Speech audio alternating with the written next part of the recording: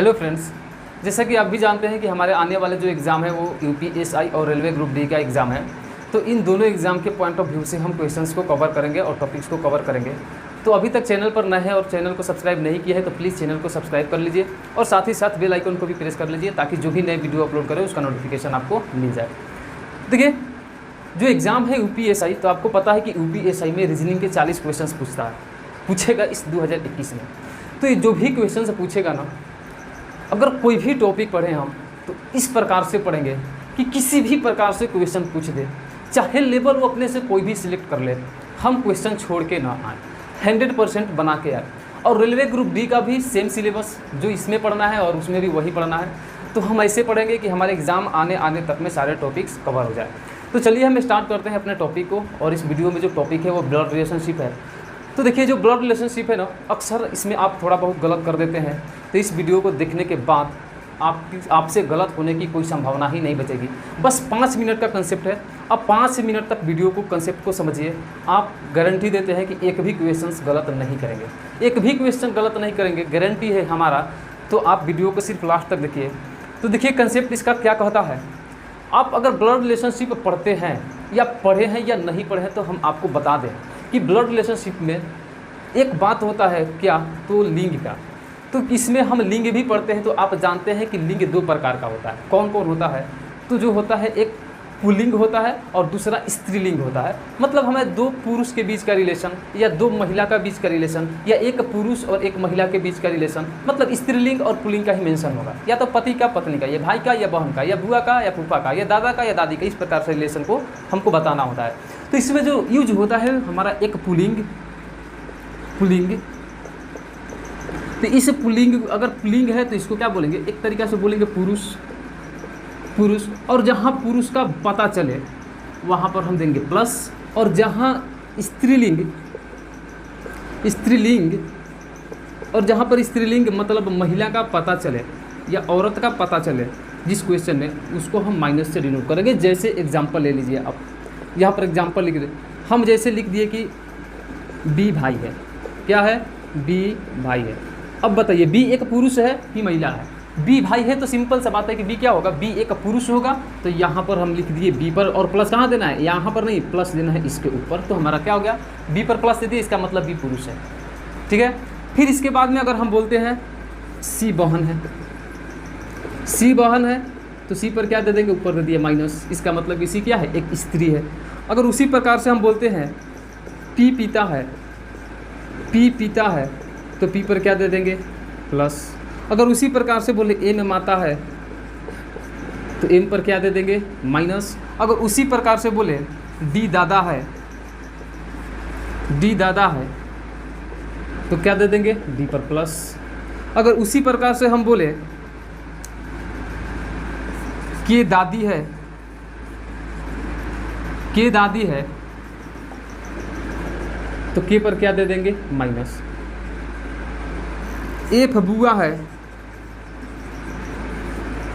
तो एफ पर क्या दे देंगे, माइनस। यानी कि जहाँ पर आपको पुरुष का बोध हो, क्वेश्चन पढ़ रहे लगता है कि ये पुरुष है, तो पुरुष के ऊपर क्या कर देना है, प्लस। और जिसके ऊपर प्लस दे दिए वो क्या हो जाएगा, तो जिसके ऊपर प्लस देंगे वो पुरुष हो जाएगा और जिसके ऊपर माइनस देंगे वो स्त्री हो जाएगी। बस ये इतना कंसेप्ट को ध्यान में रखना है। थोड़ा सा और कंसेप्ट है, अगर आप रिलेशन को शो कर रहे हैं, 2 व्यक्तियों के बीच में रिलेशन दर्शा रहा है, तो देखिए रिलेशन अगर पति पत्नी का रिश्ता हो, तो पति पत्नी के रिश्ता को आपको दर्शाना है प्लस से। अगर 2 व्यक्ति के बीच में पति पत्नी का रिश्ता है तो प्लस। तो देखिए इस प्लस में क्या डिफरेंस है। देखिए, अगर हम बोलते हैं कि ए पति है बी की, ए पति है बी की, तब बताइए जब ए पति होगा, इसका इस दोनों के बीच में पति पत्नी का रिश्ता होगा। और इस दोनों में पति कौन है, तो ए पति है, तो ए पर प्लस दे दिए। तो ये जो प्लस है ये हमको जेंडर बताएगा कि ए एक पुरुष है और दोनों के बीच में पति पत्नी का रिश्ता है, तो ए प्लस बी लिख देंगे। तो इस दोनों के बीच में पति पत्नी का रिश्ता है। तो जब ए पति हो गई, इस पर प्लस आया है क्वेश्चन से, तो जब ए पति हो गया तो बी ऑटोमेटिक क्या हो जाएगी, पत्नी हो जाएगी। तब इस दोनों के बीच में ये प्लस जो है पति पत्नी के रिश्ता को शो करता है, और ये जो प्लस है ये पुरुष को दर्शाता है, और ये जो माइनस है ये स्त्री को दर्शाता है। इस दोनों में पति पत्नी का रिश्ता हो गया।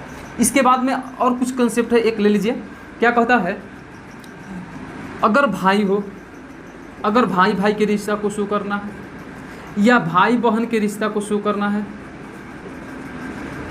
या बहन बहन की रिश्ता को शो करना है, तो इन सब के लिए आपको एक कॉमा को देना है। ये कॉमा कैसे देना है हम आपको समझाते हैं। देखिए, हम बोलते हैं, हम आपको क्वेश्चन एक लिखते हैं यहाँ पर कि ए भाई है, ए भाई है बी की, किसकी? ए भाई है बी की। तो यहाँ पर जब ए भाई है तो भाई है तो प्लस होगा, और किसकी है? बी की। इसका मतलब कि ए में बी में भाई बहन का रिश्ता है, तो दोनों के बीच में क्या दे देंगे? एरो दे देंगे। तो ये जो सॉरी कॉमा दे देंगे। तो ये जो कॉमा है किसको शो करता है? कि ए और बी में भाई बहन का रिश्ता है। लेकिन अगर क्वेश्चन पढ़ते हैं तो क्या बी का जेंडर पता चलता है आपको? ए भाई है बी की, तो बी का जेंडर क्या है? नहीं पता है। ए का तो जेंडर पता है, ए पर प्लस दे दीजिए, लेकिन बी का जेंडर पता नहीं है, इसलिए हम बी पर जेंडर नहीं देंगे, और बी का जेंडर हमको पता नहीं है, इसलिए इस प्रकार से आपको समझना है। अगर उसी प्रकार बोले कि बी बहन है, बी बहन है, बी बहन है सी की, अब बताइए, जब बी बहन है सी की, तो बी बहन है तो बी पर क्या दे देंगे? माइनस, क्योंकि बी का जेंडर आपको पता है, और किसकी है? तो सी की। इसका मतलब कि सी, बी और सी में बहन बहन का या भाई भाई का या भाई बहन का रिश्ता है। तो बी जब स्त्री हो गई और सी का जेंडर हमको पता नहीं है, क्योंकि बी बहन है तो बी पर दे दिए माइनस, सी की है लेकिन सी का जेंडर पता नहीं। अगर सी लड़का होगा तो भी बी को बहन बोलेगा, और सी लड़की होगी तो भी बी को बहन बोलेगी। इसमें भी अगर बी लड़का होगा तो भी ए को भाई बोलेगा, और बी लड़की होगी तभी ए को भाई बोलेगी। तो इस प्रकार से आपको ध्यान में रखना है। एक और कंसेप्ट है, उसको भी ले लीजिए। अगर कोई रिश्ते में बड़े हैं, जैसे पापा है, दादा है, माता है, दादी है, तो जो रिश्ते में बड़े हैं, यानी कि रिश्ते में बड़ों के लिए, रिश्ते में बड़ों के लिए, रिश्ते में बड़ों के लिए, रिश्तों में बड़ों के लिए एरो देंगे। एरो से डिनोट करेंगे। कैसे? देखिए, जो रिश्ता में बड़े हैं उनको ऊपर लिख देंगे और एरो दे देंगे। जैसे अगर हम बोलते हैं यहाँ पर ए पिता है, ए पिता है बी की। देखिए, ए पिता है, तो ए पिता है तो सिंपल सा बात है, जब ए पिता है तो ए पर क्या होगा? प्लस होगा। और किसकी है? बी की, तो बी को लिखेंगे नीचे, और जो रिश्ता में बड़ा है उसको एरो से शो कर दिए, मतलब बी का पिता कौन हो गया? ए हो गया। तो देखिए, यहाँ पर एक जेनरेशन बड़ा है तो एक एरो, अगर 2 जेनरेशन बड़ा होगा तो 2 एरो। अब जैसे यहाँ पर एक और एग्जाम्पल दे देते हैं। अब लिख देते हैं कि ए दादा है बी की, ए दादा है बी की। अब खुद से आप मिलाइए कि आप दादा किसको बोलते हैं? आप अपने पिताजी के पिताजी को। जब ए दादा होगा तो ए पर दे देंगे प्लस, और इसका एक पुत्र है, कोई कौन है? एक्स मान लिए, इसका एक पुत्र है, और ये अपने पुत्र के एक पुत्र है, कौन? बी। तो क्या हुआ? ए दादा हुआ कि नहीं बी का? बी के पिता कौन? एक्स, एक जनरेशन बड़ा पिता है तो एक एरो। अब 2 जनरेशन बड़ा है ये तो 2 एरो। तो बी के पिताजी के पिता कौन हुए? बी का दादा हुए। तो इस प्रकार से आपको रिलेशन को शो करना है। अब एक की पॉइंट है जिसको ध्यान पे रखना है आपको, कि जब भी ब्लड रिलेशनशिप का क्वेश्चन बनाइए तो आप नाम के आधार पर जेंडर का निर्धारण नहीं कर सकते हैं। मतलब नाम के आधार पर लिंग का निर्धारण नहीं करना है, बस क्वेश्चन में दिए गए इन्फॉर्मेशन के आधार पर ही जेंडर का निर्धारण करना है। अगर हम बोलते हैं कि सीता ने कहा या सीता ने कही, तो ऐसा कुछ नहीं है कि सीता लड़का है कि सीता लड़की है। जब तक क्वेश्चन में ये क्लियर न कर दे कि सीता एक लड़का है, तब तक हम उसको लड़का नहीं मानेंगे। अगर क्वेश्चन में ऐसा क्लियर न कर दे कि सीता एक लड़की है, तो हम ये नहीं मानेंगे कि सीता एक लड़की है, क्योंकि आप जानते हैं कि सीता एक लड़की का ही नाम होता है। लेकिन ये ब्लड रिलेशनशिप में ऐसा कुछ नहीं चलता है। अगर आप नाम के आधार पर जेंडर का निर्धारण करते हैं तो आप हमेशा गलत हो जाएंगे। तो इसको ध्यान में रखना है। क्या मैंने बताया कि नाम के आधार पर जेंडर का निर्धारण नहीं करना है, क्वेश्चन में दिए गए सूचनाओं के आधार पर ही जेंडर का निर्धारण करना है। क्लियर हुआ? अब चलिए देखते हैं हम कुछ एग्जाम्पल्स को, ताकि ये जो कंसेप्ट है आपको याद हो जाए और क्लियर हो जाए। देखिए, कुछ एग्जाम्पल्स है जिसको ध्यान से समझिएगा, बनाने का प्रयास कीजिएगा आप भी। बस वही कंसेप्ट को लागू करना है जो मैंने बताया है। क्या बताया है मैंने? पुरुष के लिए प्लस और स्त्री के लिए माइनस, भाई भाई या भाई बहन या बहन बहन का रिश्ता को शो करने के लिए कॉमा, पति पत्नी के रिश्ता को शो करने के लिए प्लस, और जो रिश्ते में बड़े हैं उनके लिए एरो। अगर 1 जनरेशन में बड़े हैं तो 1 एरो, 2 जनरेशन बड़े हैं तो 2 एरो। बस इतना ही कंसेप्ट है, बस ध्यान से समझना है। देखिए, ये क्वेश्चन क्या कहता है? ए भाई है बी का, ए भाई है बी का, भाई कौन है? ए, किसका? बी का, तो ए कॉमा बी हो जाएगा। फिर बी बहन है सी का, बी क्या है? बहन है तो माइनस, किसका? तो सी का। फिर सी भाई है ए का, तो सी भाई है किसका? ए का, तो सी पर प्लस दे दिए, ए का भाई हो गया। अगर ए का भाई, ए का बहन है बी और बी का भाई सी, तो इसका मतलब इस तीनों में भाई बहन और भाई भाई का रिश्ता है। ए का रिश्ता है सी से भाई का, क्योंकि सी का जेंडर क्लियर है इस क्वेश्चन में। देखिए कहता है ए भाई है बी का, तो ए पर प्लस और कॉमा बी, बी का भाई हो गया। फिर कहता है बी बहन है, बी जेंडर किसका, सी का, तो सी का बहन हो गया। फिर कहता है सी भाई है ए का, तो यहाँ पर तो रिश्ता है ही भाई बहन का, बस केवल जेंडर क्लियर है, प्लस दे दिए, ये हमारा जेंडर क्लियर होगा, बस ये बन गया। बस अब यहाँ सब इस क्वेश्चन का काम है नहीं, बस आपको वो सभी याद है तो पता है। ए पर प्लस है तो पुरुष है, कम्मा है, दोनों में भाई बहन का रिश्ता है, मतलब ए भाई हुआ बी का और बी बहन हुई ए का, ए भाई हुआ सी का और सी भाई हुआ ए का, बी बहन हुई सी की और सी भाई हुआ बी का, बस क्लियर हो गया। अब देखिए ए चाचा है बी का, अब बताइए चाचा किसको बोलते हैं, यहाँ पर थोड़ा ध्यान दीजिएगा। अब चाचा किसको बोलते हैं, तो आप अपने पिताजी के भाई को चाचा बोलते हैं। इसका मतलब जब ए चाचा होगा तो ए का एक भाई है, ए चाचा है तो ए पर तो प्लस होगा, और ए का एक भाई है, कौन है, एक्स पता नहीं है, भाई होगा, बहन नहीं, भाई। ए चाचा है तो अपने पिताजी के भाई को, इसका मतलब बी का पापा है एक्स और एक्स का भाई है ए, तब बी क्या बोलेगा, इसको चाचा बोलेगा। बस ध्यान में रखना है, क्वेश्चन खुद से पूछिए कि चाचा किसको बोलेंगे, तो अपने पिताजी के भाई को। इसका मतलब कि बी का एक पिताजी है और इनके भाई है कौन, ए, इसीलिए बी इसको चाचा बोलेगा। ये भी क्लियर हो गया आपको, क्योंकि आपको भी पता है कि एक जनरेशन बड़ा एक एरो।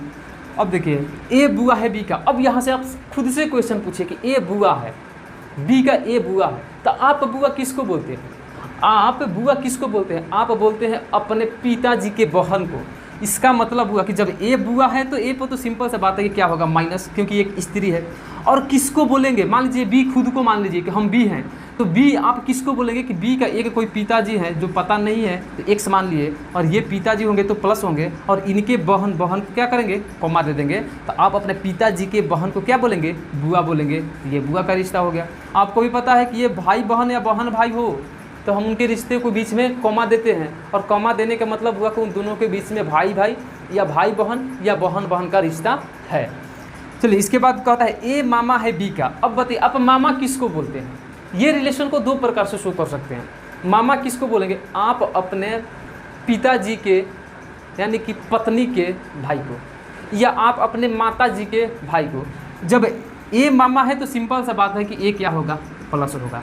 अब मामा होगा, इसका मतलब कि यहाँ पर बी है और बी की एक माता है, कौन, एक्स माता है, तो माइनस कर देंगे, और ये माता के भाई को क्या बोलेंगे, मामा बोलेंगे। तो हो गया कि बी का माता कौन, एक्स, और एक्स का भाई ए, तो बी का क्या हो गया, मामा हो गया। आप इसको इस प्रकार से भी बोल सकते हैं। कैसे, देखिए जितना बड़ा करना चाहे उतना कर सकते हैं आराम से, अगर समझ गए होंगे तब। देखिए यहाँ पर बी है, ठीक, बी का एक यहाँ पर पिताजी है, पिताजी को पी लिख दिए, प्लस अपने से लिख दिए मान लिए, और इनकी एक पत्नी है एक्स, ये माइनस हो जाएगी, और इनका एक भाई कौन है, तो इनका एक भाई है ए, जो मामा हो गया, प्लस दे दिए। अरे आप डायरेक्ट माता भी लिख सकते हैं, अगर यहाँ पर इसको न लिख के इस पर माइनस दे देंगे तो ये सीधा क्या हो जाएगी, माता हो जाएगी, और इनका जो ये माता जी के भाई है जो मामा हो गया, तो रिश्ता को ऐसे भी शो कर सकते हैं। चलिए इसके बाद नेक्स्ट क्या है कि ए मौसी है बी का। अब मौसी किसको बोलते हैं, आप अपने माता जी के बहन को। तो देखिए यहाँ पर ए मौसी है तो ए पर तो माइनस होगा, क्योंकि ए मौसी है तो स्त्री ही होगी, और किसकी है, बी की। इसका मतलब कि यहाँ पर बी की एक माता है, कौन, एक्स माता है, और ये अपने माता के बहन को भी क्या बोलेगा, क्या बोलेगा, मौसी बोलेगा। बी की माता एक्स, माता की बहन हुई तो बी की मौसी हो गई है। इसके बाद कहता है ए दादा है बी का, बी पोता है सी का। देखिए ध्यान देना है, ए दादा है बी का, जब ए दादा है तो ए पर सिंपल सा बात की प्लस हो जाएगा। किसका है, तो बी का। इसका मतलब कि बी का यहाँ पर एक पिताजी है, और ये अपने पिताजी के पिताजी को क्या बोलता है, दादा बोलेगा, बी दादा बोलेगा इसको। और कहता है कि बी पोता है सी का।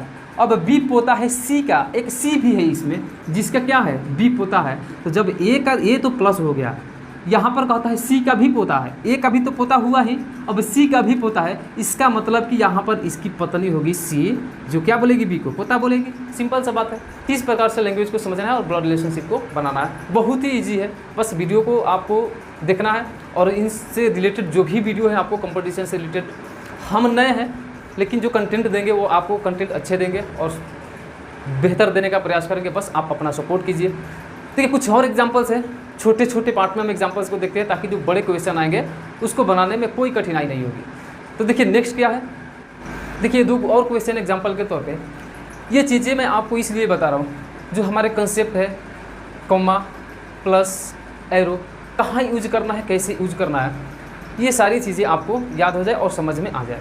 तो देखिए ये क्वेश्चन क्या कहते हैं, आप भी बनाइए और यूज कीजिए अपने कंसेप्ट को। देखिए बोलता है पहला कि ए पिता है बी का, ए पिता है बी का, बी बेटी है सी का।